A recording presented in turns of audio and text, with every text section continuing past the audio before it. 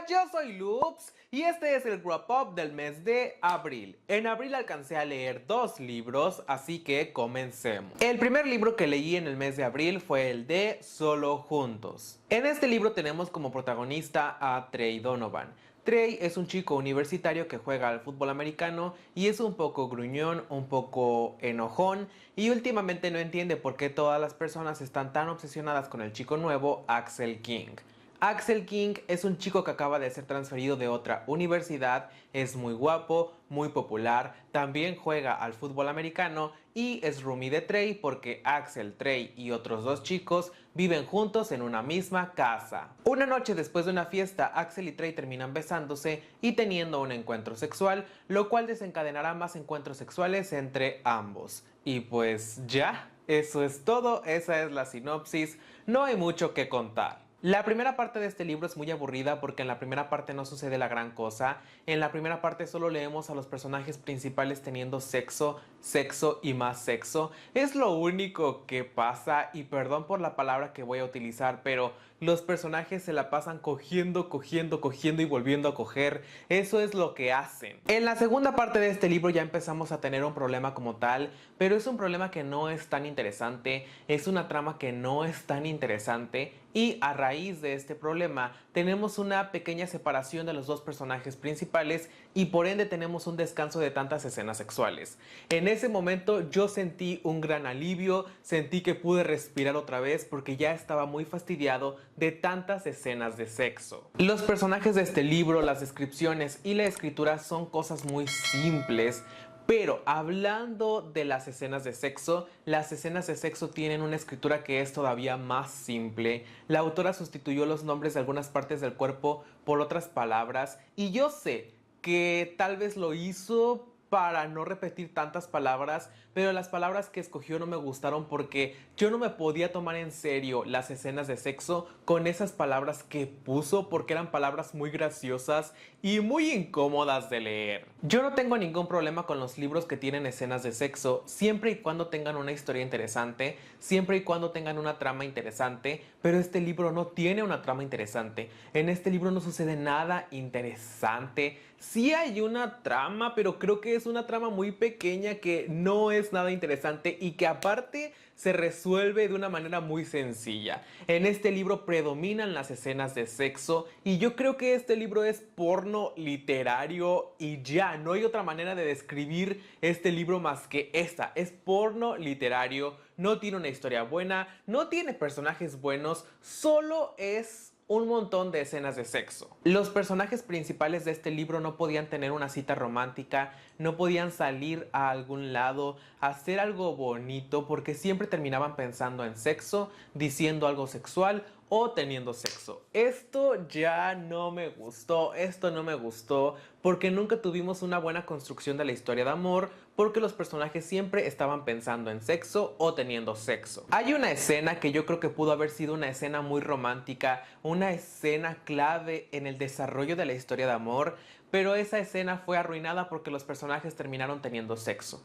Fue una escena que tenía potencial, pero incluir algo sexual dentro de esa escena arruinó la escena. Este libro tiene cosas muy cuestionables. Una de ellas es lo que sucede al inicio, porque al inicio, y esto no es un spoiler, los personajes tienen su primer beso y su primer encuentro sexual mientras uno de ellos está borracho, mientras uno de ellos no estaba en sus 5 sentidos, y esto me pareció una red flag andante. Creo que el personaje que no estaba borracho no debió permitir que esto pasara, pero se dejó llevar por sus impulsos, se dejó guiar por sus oscuros deseos y pasó lo que pasó. Esta clase de situaciones vuelven a ocurrir en este libro y están muy normalizadas en este libro y yo no creo que sean situaciones que deban tomarse de esta manera, de una manera muy graciosa, muy chistosa, de una manera muy normalizada. Creo que son situaciones que merecen respeto, situaciones que son muy serias, pero en este libro no se les da esa seriedad a esta clase de situaciones. En este libro no hay tantas escenas de fútbol americano,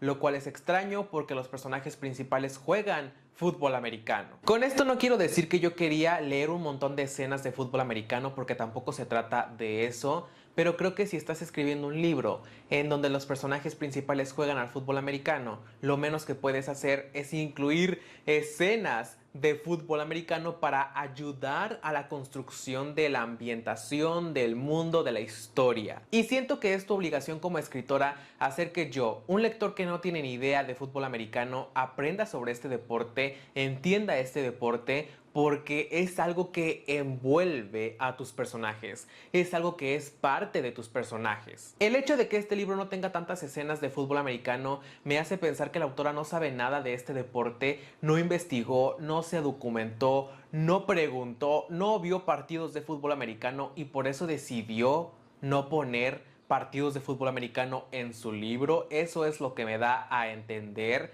Una vez vi un TikTok de una chica que escribió un libro sobre hockey y ella dijo, es que yo tuve que ver muchos partidos de hockey para poder escribir este libro, porque a pesar de que no se trata exclusivamente de hockey, sí tiene que ver con mis personajes, sí tiene que ver con lo que pasa en mis personajes. Ese es un buen punto para esa chica, no recuerdo su nombre, su TikTok ni su libro, pero yo creo que la autora de este libro de Solo Juntos no hizo esto, solo dijo, quiero escribir un libro en donde los personajes jueguen al fútbol americano, pero me da flojera investigar, así que solo diré que ganaron y ya. Al final de este libro sucede algo que tiene que ver con los personajes principales, que tiene que ver con su relación amorosa, y es algo que no me emocionó, que no me causó ninguna emoción, ni buena ni mala, porque nunca tuvimos una buena construcción de la historia de amor, porque siempre estábamos leyendo escenas de sexo. Las escenas de sexo predominan en este libro y por eso no tuvimos una buena construcción de la historia de amor, y al final, en el epílogo, yo no tuve ninguna reacción, ninguna emoción al respecto. Los personajes de este libro están muy sexualizados. Todos los personajes que juegan al fútbol americano están hechos para ser el típico estudiante universitario estadounidense. Guapo, alto, musculoso, extremadamente bello, a excepción de ese personaje que juega al fútbol americano, pero que en algún punto de la historia es un villano secundario, a excepción de ese personaje, porque todos los demás personajes que juegan al fútbol americano son bellísimos y están muy sexualizados. Este libro no me gustó para nada, me pareció un libro muy malo, horrendo, es una porquería, yo no lo recomiendo y por eso le puse una estrella en Goodreads. El siguiente libro que leí en el mes fue el de Spellbound, o en español se llama En busca de la magia. Este libro se trata sobre Edison. Edison solía vivir con su abuela y le gustaba mucho vivir con su abuela. Su abuela era una hechicera y a pesar de que no era una hechicera muy poderosa, sí podía hacer algunos trucos, sí podía hacer algunos hechizos y Edison amaba vivir con su abuela. Pero un día su abuela falleció y una organización llamada el Consorcio Mágico le dijo a Edison que no podía seguir viviendo en esa casa, en la casa de su abuela, porque es una casa repleta de magia, está en un barrio repleto de magia y Edison no es mágico, así que el Consorcio Mágico lo trasladó a otra parte de la ciudad. Edison está viviendo en otra parte de la ciudad que está desprovista de magia, no hay líneas ley, no hay hechiceres, no hay nada de magia y esto no le gusta porque algo que le recuerda mucho a su abuela es la magia. Edison quiere estar en contacto con la magia otra vez para así recordar más a su abuela. Pero hay un problema, bueno, hay varios problemas. Uno de ellos es que Edison no puede ver las líneas ley. Las líneas ley son lo que utilizan los hechiceros para hacer magia. Edison soluciona este problema creando un aparato tecnológico que le permite ver las líneas ley y lo llama la Encantopedia. Ok, ahora Edison puede ver las líneas ley gracias a su Encantopedia, pero no puede tocarlas, no puede desviarlas, no puede hacer hechizos. ¿Qué tiene que hacer ahora? Aprender magia. Para esto va con la mayor hechicera de la ciudad, Antonia Hex. Edison le dice a Antonia que quiere ser su aprendiz, pero Antonia le dice que esto no es posible porque él no es mágico, él no es un hechicero, él no tiene nada de magia. Antonia ve la tristeza reflejada en el rostro de Edison y le ofrece una solución. Antonia le dice a Edison que no puede ser su aprendiz porque no tiene nada de magia, pero que lo puede contratar como su asistente, quien se encargará de las tareas no mágicas en las oficinas de Antonia. Edison acepta este trabajo porque es mejor que nada y porque así podrá estar en contacto con Antonia, quien tiene magia, y con la magia que hay en la oficina de Antonia. Antonia le cambia el nombre a Edison y ahora lo llama Rook porque al parecer es una tradición entre hechiceres. Antonia tiene una compañera, una enemigue slash colega llamada Fable y Fable tiene a su vez un aprendiz llamado Son. A Rook, Son le parece muy irritante, muy fastidioso, pero mientras más tiempo pasan juntos, empieza a considerarle muy atractive. Así se resume la nueva vida de Rook. Rook tiene un trabajo con Antonia, todavía quiere aprender magia, tiene que mantener oculta la encantopedia porque si el consorcio mágico se entera le irá muy mal porque la encantopedia rompe todas las normas y todas las leyes establecidas por el consorcio mágico y tiene que lidiar con Son. Este es el segundo libro que leo de la autora. El primer libro que leí de ella fue el de Así que estos son felices para siempre y el segundo fue el de En aguas más profundas, pero esos libros no me gustaron tanto, sí me entretuvieron. No me parecieron malos, pero no me encantaron. Por esta razón no esperaba mucho de este libro porque ya había leído 2 libros de la autora y no me gustaron tanto. Pero este libro me cayó la boca, me dio unas bofetadas, unas cachetadas y me dijo cállate, que yo sí soy un buen libro. Este libro tiene una portada muy bonita, pero mi amiga Valeria me regaló una edición especial de Barnes & Noble, así que mi edición tiene una portada todavía más bonita, es una portada bellísima. Esperen, se las voy a enseñar. ¿En dónde está? ¡Ay, está hasta allá arriba! ¡Esperen! Esta es mi edición de Spellbound, es muy metálica, es un morado metálico. Por dentro es muy básica, pero por fuera es hermosa. No tengo mucho que decirles sobre este libro, solo les voy a decir que es un libro que me encantó, es un libro que me cautivó, que me fascinó, es un libro hermoso, es un libro perfecto y es que tiene un mundo mágico muy novedoso, que se siente novedoso, que es entre gracioso pero también es serio. Es un mundo mágico muy bien explicado porque te explican muy bien cómo funciona. Y es un libro que tiene mucha inclusión con personajes LGBT+.